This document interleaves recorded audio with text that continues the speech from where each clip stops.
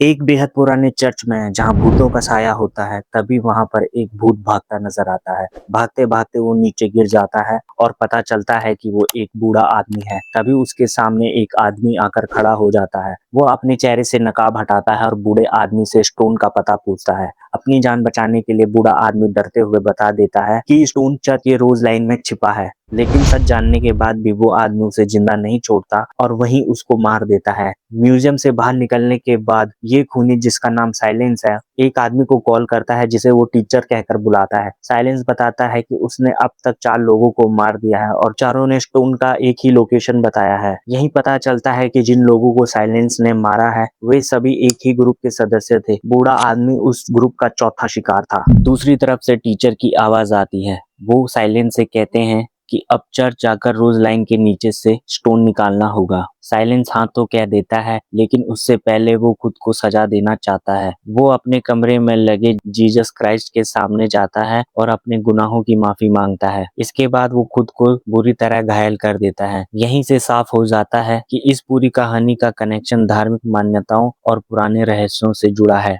इसके बाद साइलेंस उस चर्च में पहुंचता है जहां स्टोन छिपा होता है। वहां मौजूद नन उसे अंदर आने देती है, क्योंकि जिस ऑर्गेनाइजेशन के लिए साइलेंस काम करता है उन्होंने पहले से ही चर्च वालों से बात कर रखी थी। चर्च बंद होने के बाद साइलेंस सीधे उस जगह पहुंचता है जहां रोज लाइन बनी होती है। वो खुदाई शुरू करता है, लेकिन उसे सिर्फ पत्थर मिलते हैं। तभी उसे समझ आ जाता है कि असली स्टोन वहां से गायब किया जा चुका है। उस समय नन किसी को फोन पर मैसेज भेजती है कि जिन लोगों को उसने कॉल किया था वे मारे जा चुके हैं और अब ये आदमी स्टोन तक पहुंच चुका है। साइलेंस उसकी बातें सुन लेता है और उससे पूछता है कि स्टोन कहाँ है, लेकिन नन साफ मना कर देती है, उसे कुछ नहीं पता। इसके बाद साइलेंस वहां से चला जाता है। यहाँ पता चलता है कि प्रायरी ऑफ साइंस नाम की एक गुप्त ऑर्गेनाइजेशन है जिसके पास स्टोन का राज छिपा है। दूसरी तरफ टीचर नाम का एक रहस्यमयी आदमी आता है जिसे आज तक किसी ने नहीं देखा। साइलेंस उसी के लिए काम करता है और उनका मकसद किसी भी कीमत पर स्टोन को हासिल करना है। दूसरी तरफ कहानी में रॉबर्ट लैंगडन की एंट्री होती है, जो एक सिंबल एक्सपर्ट और प्रोफेसर हैं। वो पेरिस में एक लेक्चर देने आया हुआ होता है, जहां वो अपने चिन्हों और अपने इतिहास के बारे में लोगों को समझा रहा होता है। तभी वहां एक फ्रेंच पुलिस इंस्पेक्टर आता है और रॉबर्ट को अपने साथ ले जाता है। रास्ते में वे बताता है कि जिस बूढ़े आदमी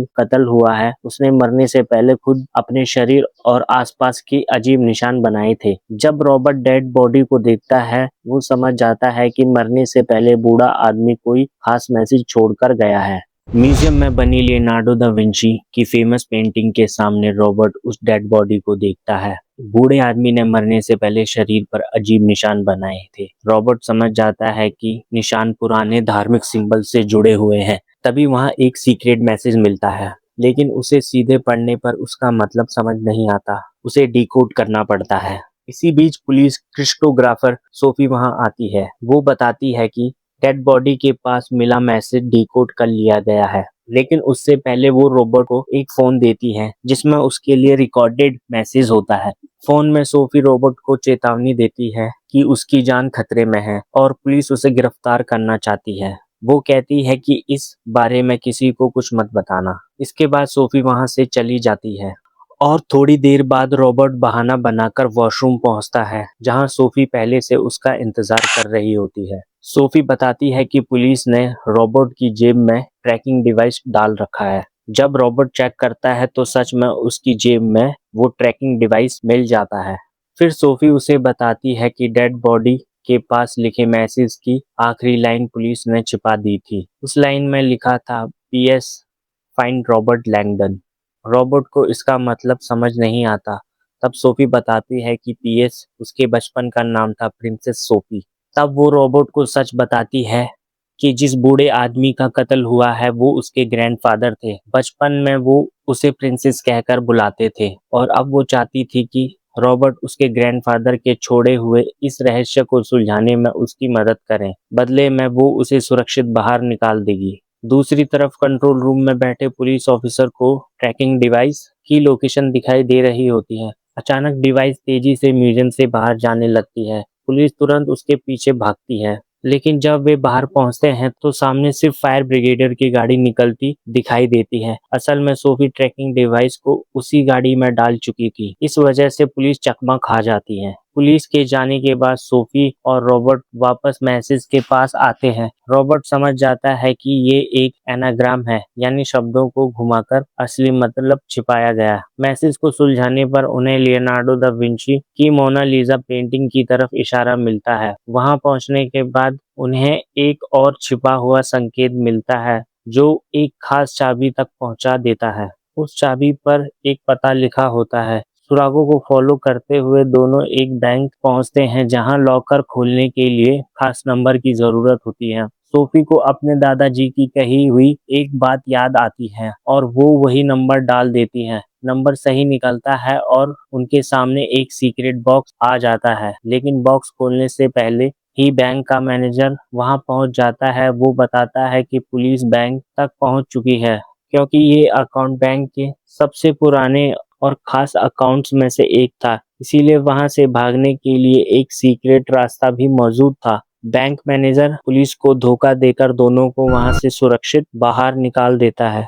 लॉकर से मिला एक छोटा सा बॉक्स असल में एक खास तरह का क्रिप्टेकस होता है। उसे सिर्फ सही पासवर्ड से ही खोला जा सकता था। अगर कोई उसे जबरदस्ती खोलने की कोशिश करे तो अंदर से सीक्रेट मैसेज हमेशा के लिए नष्ट हो जाता। रॉबर्ट और सोफी अभी उस बॉक्स को समझ ही रहे होते हैं, तभी अचानक बैंक मैनेजर उन पर गन तान देता है। वो कहता है कि पिछले 20 सालों से वो इसी दिन का इंतजार कर रहा था जब कोई इस बॉक्स को लेने आएगा। डर की वजह से दोनों वो बॉक्स मैनेजर को दे देते हैं, लेकिन तभी मौका देखकर रॉबर्ट और सोफी वहां से भाग निकलते हैं। रास्ते में सोफी अपने बचपन के बारे में बताती है। वो कहती है कि अपने दादाजी से दूर होने के बाद उसने उनसे कभी ठीक से बात नहीं की। उसे हमेशा लगता था कि उसके दादाजी किसी खतरनाक और अजीब दुनिया में फंस चुके हैं। इसके बाद दोनों ने एक मशहूर इतिहासकार के पास पहुंचते हैं जो होली ग्रेल और प्रायरी ऑफ साइन के बारे में काफी कुछ जानता था। इतिहासकार उन्हें लियोनार्डो दा विंची की एक पेंटिंग दिखाता है और बताता है कि सदियों से दुनिया को एक झूठ बताया गया है।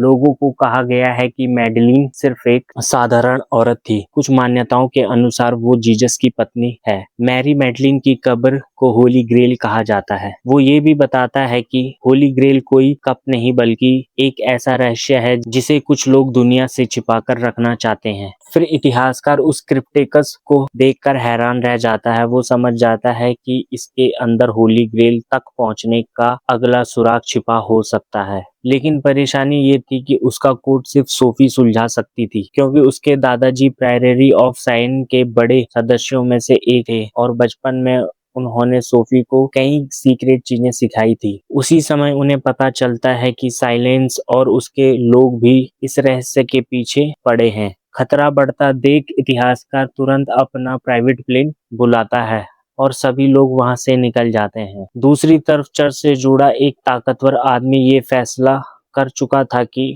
अगर होली ग्रेल का सच दुनिया के सामने आया तो वह सब कुछ खत्म कर देगा। इधर प्लेन के अंदर बैठे रॉबर्ट को क्रिप्टेकस के अंदर छुपा अगला मैसेज मिल जाता है। उस सुराग में लंदन के टेम्पल चर्च का जिक्र होता है। अब अगला रहस्य उसी जगह उनका इंतजार कर रहा था। इतिहासकार का असिस्टेंट आखिर उस रहस्यमय बॉक्स को छीन लेता है। उसी समय कुछ लोग इतिहासकार को पकड़ कर अपने साथ ले जाते हैं। अब असिस्टेंट रॉबर्ट और सोफी दोनों को मारना चाहता था, लेकिन इससे पहले कि वो कुछ कर पाता दोनों वहां से भाग निकलते हैं। दूसरी तरफ हमें पता चलता है कि उसी असिस्टेंट को इसी काम के बदले बहुत बड़ी रकम मिलने वाली थी। इसके बाद इतिहासकार एक ड्रिंक पीता है, लेकिन उसे पीते ही उसकी मौत हो जाती है। लेकिन सच सामने आता है कि वो इतिहासकार था जिसने अब तक सबको कंट्रोल किया था। इधर पुलिस भी लंदन पहुंच चुकी थी। जैसे ही पुलिस वहां आती है अचानक फायरिंग शुरू हो जाती है। भागते समय पीछे से गोली चलती है और गोली सीधा साइलेंस को लग जाती है, जिससे वो बुरी तरह घायल हो जाता है और साथ ही एक गोली बिशप को लगती है। वहीं दूसरी तरफ रॉबर्ट और सोफी उस मकबरे तक पहुंच जाते हैं जहां इतिहासकार पहले से मौजूद था। अब वो दोनों को सच बताते हैं कि कैसे उसने हर इंसान को अपने मतलब के लिए इस्तेमाल किया। इसके बाद वो क्रिप्टेकस को खोलने की कोशिश करता है, लेकिन उसे सही कोड नहीं पता होता। तभी रॉबर्ट अचानक क्रिप्टेकस को हवा में उछाल देता है। टीचर उसे पकड़ लेता है, लेकिन बॉक्स फिर भी टूट जाता है। उसके अंदर लिक्विड बाहर निकलने लगता है और होली ग्रेल तक पहुंचने का नक्शा पूरी तरह नष्ट हो जाता है। उसी समय पुलिस भी वहां पहुंच जाती है और टीचर को गिरफ्तार कर लेती है। लेकिन रॉबर्ट पहले से ही बॉक्स के अंदर असली मैसेज निकाल चुका था। अब उसे समझ आ चुका था कि पहेली का जवाब एप्पल था, क्योंकि न्यूटन की कब्र पर एक गोला गायब था जो एप्पल को दर्शाता था। उसी एप्पल से न्यूटन ने ग्रेविटी की खोज की थी। इसके बाद दोनों उस जगह पहुंचते हैं जहां होली ग्रेल होने वाली थी। वहां पहुंचते ही सोफी को अपने बचपन की कुछ यादें दिखाई देने लगती है। उसे महसूस होता है कि वो पहले भी इस जगह आ चुकी है। तभी उन्हें दरवाजे पर निशान दिखाई देता है जो सोफी के दादाजी ने मरने से पहले अपने शरीर पर बनाया था। दोनों अंदर जाते हैं, लेकिन वहां का इंचार्ज उन्हें आगे जाने से रोक देता है। तभी रॉबर्ट उस पेपर की लाइन याद करता है जिसमें लिखा था, पवित्र स्त्री तारों से भरे आसमान के नीचे आराम कर रही है। इसके बाद दोनों नीचे तहखाने में पहुंचते हैं। वहीं पर होली ग्रेल यानी मैरी मैडलिन का ताबूत होना चाहिए था, लेकिन वहां ताबूत नहीं होता। हालांकि वहां हजारों साल पुराने दस्तावेज और रहस्यमयी लिपियां जरूर मौजूद थी, जिसमें इतिहास के कई छुपे हुए राज दर्ज थे।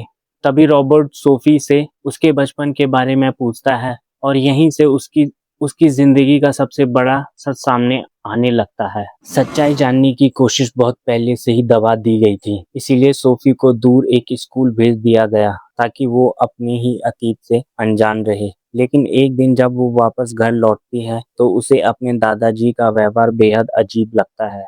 वो आदमी जिसने सालों पहले अपने पूरे परिवार से रिश्ता तोड़ लिया था, जिसने कभी अपने पिता तक से बात नहीं की, आज किसी बड़े डर में दिखाई दे रहा था। तभी सोफी की नज़र एक पुराने अखबार पर पड़ती है।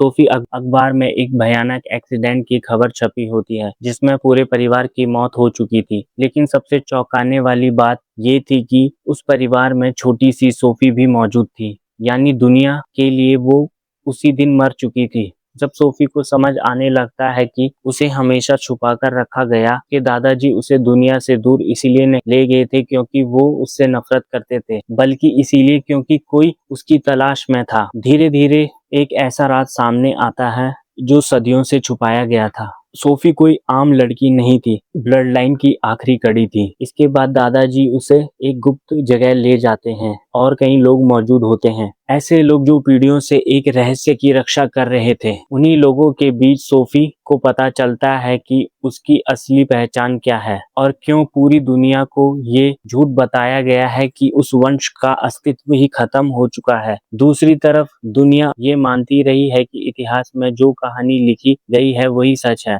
लेकिन असली सच कुछ और है। फिल्म यहाँ एक बहुत गहरी बात भी कहती है कि इंसान की जिंदगी सिर्फ खून के रिश्तों से नहीं बल्कि विश्वास से चलती है। अब रॉबर्ट और सोफी उस आखिरी सुराग को ढूंढने निकलते हैं जो उन्हें होली ग्रेल तक पहुंचा सकता था। एक पुराने संकेत की मदद से वे पेरिस की सड़कों पर घूमते हुए एक विशाल म्यूजियम तक पहुंचते हैं जहां कांच का एक विशाल पिरामिड बना होता है। रॉबर्ट जैसे ही उसके नीचे खड़ा होकर आसमान की तरफ देखता है, उसे अचानक सब कुछ समझ आ जाता है। उस कागज पर लिखा संदेश दरअसल उसी जगह की ओर इशारा कर रहा था। होली ग्रेल कहीं दूर छुपी नहीं थी, बल्कि पूरी दुनिया के सामने मौजूद थी और उसी के नीचे दफन थी। वो अवशेष जिनकी तलाश सदियों से की जा रही थी। यहीं पर इस रहस्यमय कहानी का अंत हो जाता है।